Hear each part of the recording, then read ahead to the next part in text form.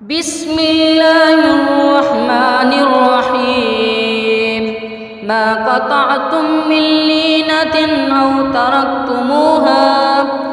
تركتموها قائمة على أصولها فبإذن الله وليخزي الفاسقين.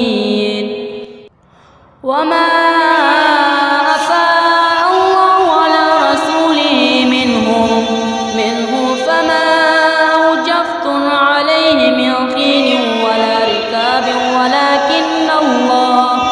ولكن الله يسلط رسوله على من يشاء والله على كل شيء قدير. ما أفاء الله على رسوله من أهل القرى فلله وللرسول ولذي القربى واليتامى والمساكين وابن السبيل كي لا يكون دولة بين الأغنياء منكم.